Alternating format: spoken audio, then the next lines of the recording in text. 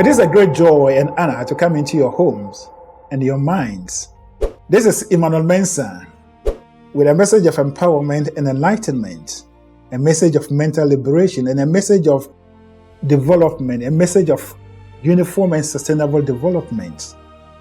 And so today I'm here to speak to you about how to bring the quality of life, improvement in the quality of life of the ordinary people. From the heart of Africa, a new way of thinking is rising. Like the eagle, we rise above limitations, seeing farther, thinking deeper, and becoming more. We are the Eagle Mentality Group, illuminating and transforming Africa through the power of thought. The ordinary people need basic amenities in their homes, in their communities, in their lives, such that they will have a better life. But how do we achieve it? If you are old enough, you can actually sit down and do the analysis. The number of times that your community leaders have cried to political leaders and whatever, that they need this and need that and need that. If you're observable enough, you realize that whatever you are asking for is never coming. Why? It is because the necessary structure, the necessary systems that are supposed to be in place in order for such things that you're looking for to be possible are not there. And so that is what we are looking at. But I'm linking this to what happened in Accra recently, which is the flooding. After the flood, and once again, I'll reference our president, His Excellency John Mahama. I watched the video. He took to the helicopter and then flew over Accra, observed the situation from top or from above, and then he drew his conclusion.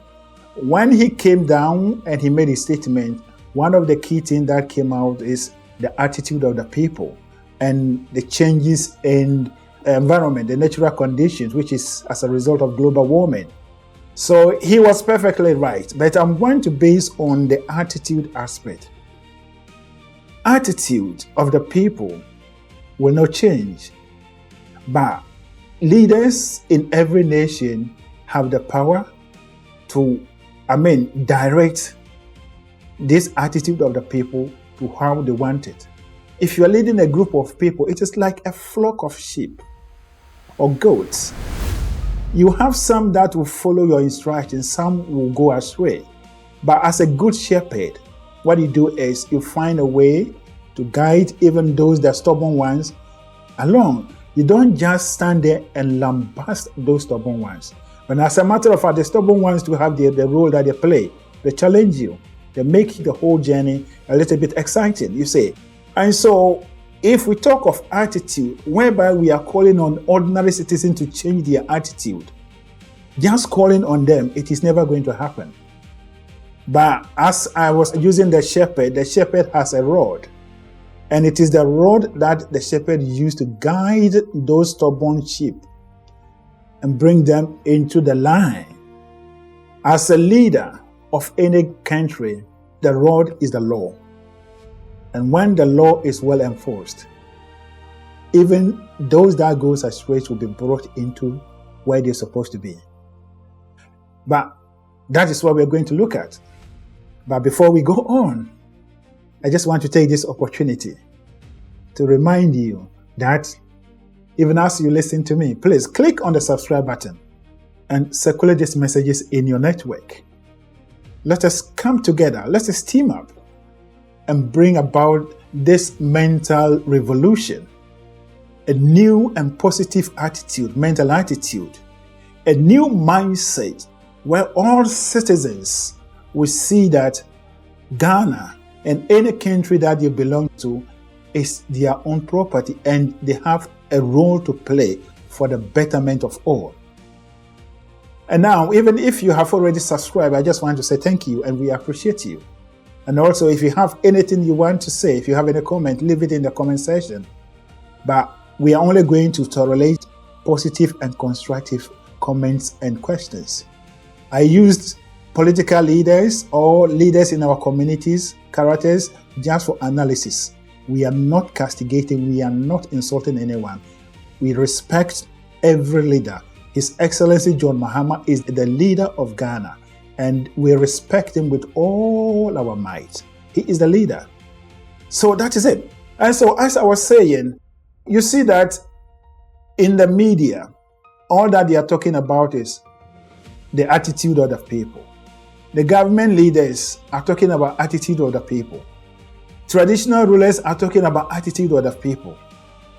But the question we need to ask ourselves is, the people were not born and raised by Europeans. They were not born and raised by Asians. They were not born and raised by aliens. But all of us were born and trained under the African culture, under the African mentality. And therefore, if we have a cross-section of people who are behaving that, this is just demonstrating who we are. And as a matter of fact, those of us that have had the opportunity to go to a certain level, those in the leadership, if you are to be at where some of these people are, you do the same thing, you said. And if we bring this attitude and you relate it to what is happening in the West, if you come to Canada, as a matter of fact, Canada is one of the cleanest places that you can ever live. But even upon all this, you go to some places that you see filth. You will see people breaking the law. And so there is no way that people will not break the law.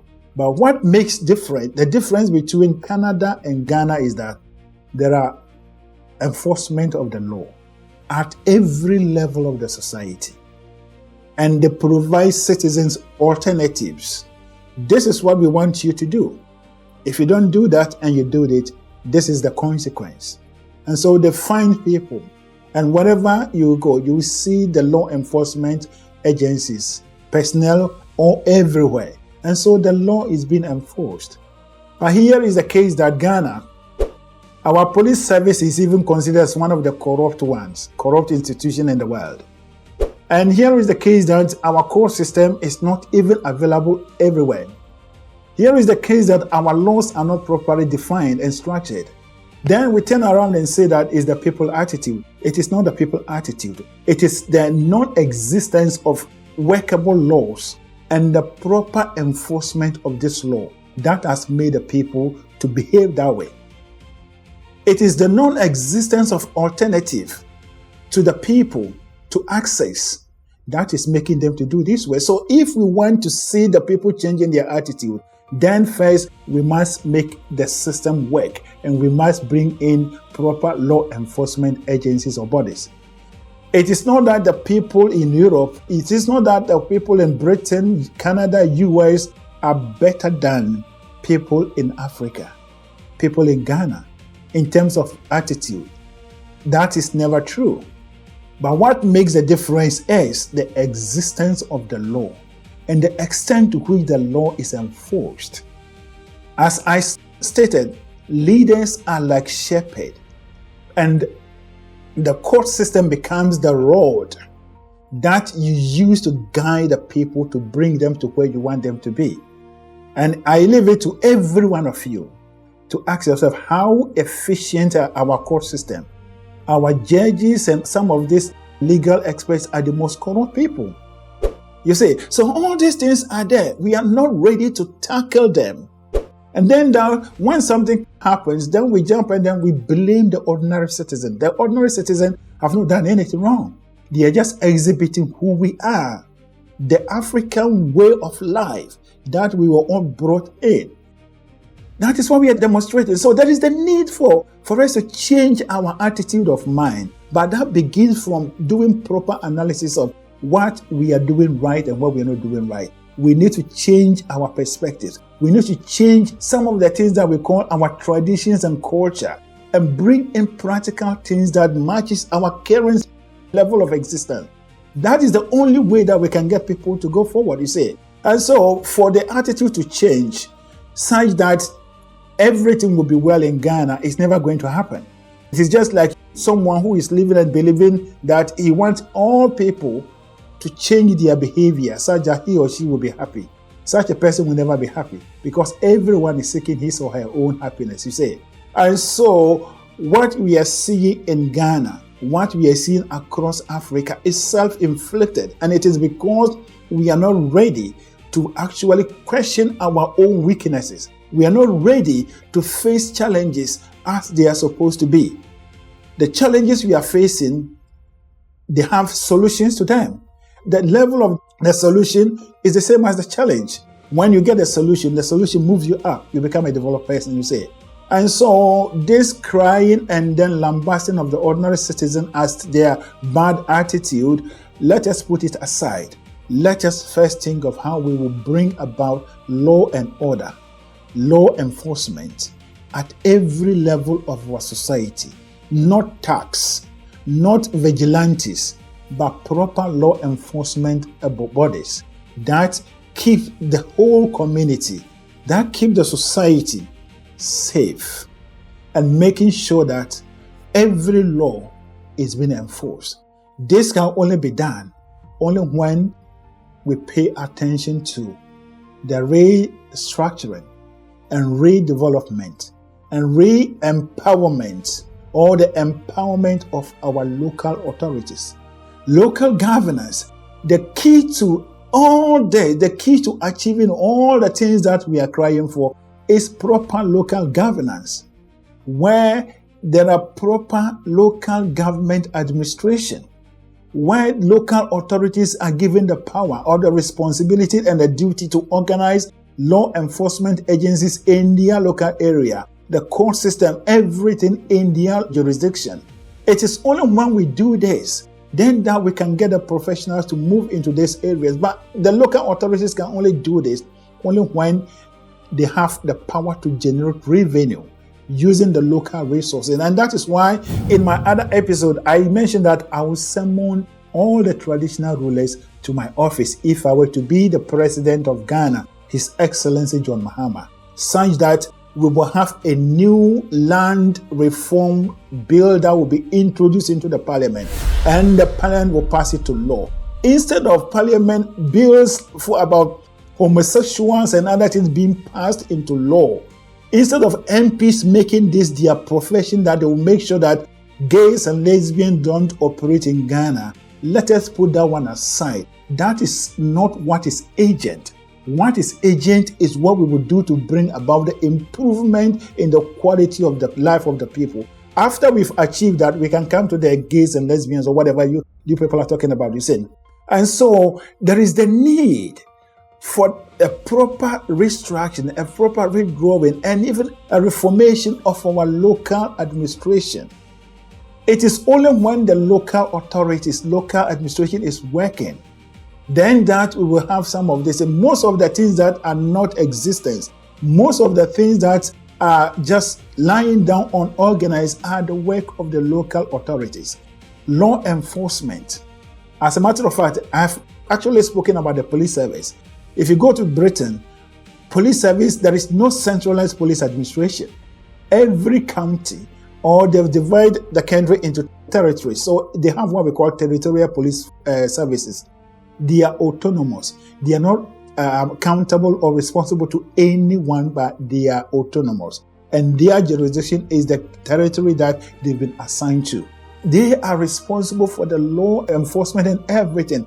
Every corner, everywhere that you go, you will see the presence of the police. You will see the presence of other law enforcement bodies. You see even city task force. You see city workers all over giving people tickets for their offenses. You say, this is not the work of the central government. It is the work of the local administrations. Here is the case that we don't have it. Someone will say that, oh, we have some of these things already. But as a matter of fact, as far as I'm concerned, anything that exists but does not function well is not in existence. If we already have it, then why are we having this disorganized thing? You say, as a matter of fact, when we talk of local government, it is not even about the district capital. Local governance begins from the town. There is no town in Ghana that has administration. If you go to anywhere in Europe, every town has its administration. They have their offices, they have their leaders who are responsible for the development of the town. That is what we are talking about. It is the aggregate, is the mopping up of this town development up to the municipal level. that becomes the complete outlook of the municipality. And then when you put all the municipalities together, it becomes the outlook of the nation, you see. And so it is more of the easy way to call out people to change their attitude. But as far as we are concerned, people will not change because we are calling them to change. But when our laws are enforceable, when our laws are working, and everything is done in a proper way, the court system is working in every nook and corner of the country, such that everything is working properly, we will see this changing. People will obey the law. That is a fact. And so it is good for the leader, as the president, to talk about the habit. It is good for the media houses, but it is not enough for this to solve the issue, the problem. What will solve the issue? The solution is what I am talking to you about. Local governance. Local governance is dead in Africa. Local governance is dead in Ghana. Now is the time for us to resurrect it. And when we resurrect our local government system, we will have a uniform and a sustainable development everywhere. For every local administration is doing what it's supposed to be doing. All of us put together will have the same development uniform. What you see in this district, if you go here, you will see. Go here, you see. Apart from some minimal differences based on the size and maybe other factors of the district or the counties, this is the only way that we can bring about uniform and sustainable development. This is the only way that you, the ordinary men and women in any part of the country, you will see your school having proper buildings. You will see public library in your area. You will see a community library. You will see recreational facilities. You will see our water bodies being kept, because every local administration will be responsible for maintaining and protecting the natural and water bodies in their area. This is simple, and this is ABC of governance. That is what we are doing here. You will know the truth, and the truth shall set you free. And therefore, let us rise up. Let us team up. Let us wake up. It is not about, lambasting anyone. It is about thinking through. It is about trying to get around the situation and get a solution that is more durable, that will last. And it is the solution that we get, what we bring about as a result of the problem, the challenge, that makes us develop. But ad hoc solutions will never take us anywhere. We have seen it. And therefore, the unexamined life is not worth living. Let us respond to this statement and let us apply it in our life. And we will see more changes in our lives, our individual lives, our collective life, and as a continent. Thank you. You will know the truth, and the truth shall set you free. Once again, please click on the subscribe button and share this, circulate these messages in your network, and let us come together. Together, we will create a beautiful and a wonderful nation that all men and women will want to come and live with us and enjoy what we have created in our mind and allow to flow into our physical life. Thank you, and God bless you. Join, subscribe, follow, like, and share our content on YouTube and Facebook.